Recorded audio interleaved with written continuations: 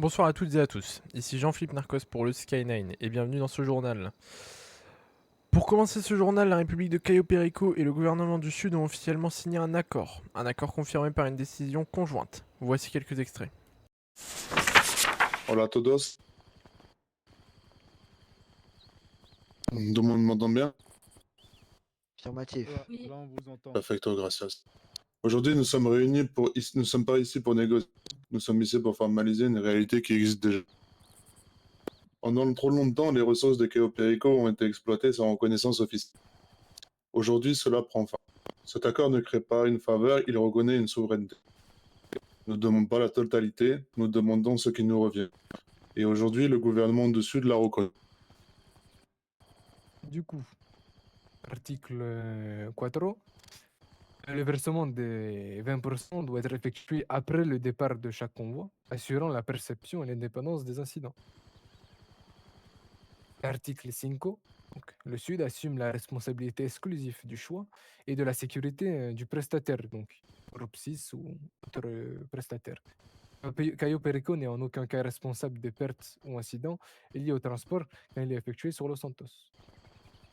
Dans le même sens, le Sud n'est en aucun cas responsable des pertes ou incidents liés au transport quand il est effectué à Cayo Perico ou dans les mers internationaux. Article 6.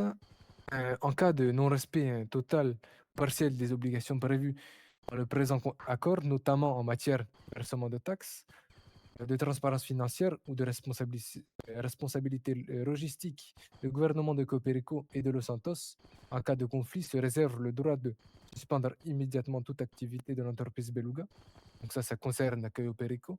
Bloquer l'accès aux infrastructures, routes, ports, zones d'exploitation, donc ça concerne aussi Cayo Perico. Et mettre fin unilatéralement au présent accord sans préavis ni compensation. Donc ça concerne Cayo Perico et Los Santos. Donc ces mesures sont reconnues comme légitimes, proportionnées et acceptées par les parties signataires. Voilà, donc on va pouvoir procéder à la signature.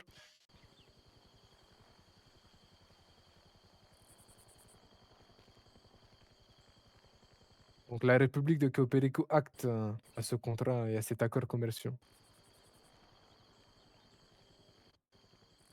Je vais également du coup apposer mon tampon sur cet accord commercial qui ouvre du coup à Los Santos la possibilité d'un accord international, ouvrir les portes au commerce on va dire d'autres horizons, qui permettra aussi à nos travailleurs du Beluga de travailler en sécurité et de ne plus subir d'attaques quelconques sans qu'elle n'ait n'importe quelle répercussion. Je crois aussi que cette mesure vise vraiment à renforcer nos liens. En tout cas, c'est ce que le Sud espère dans ces conditions.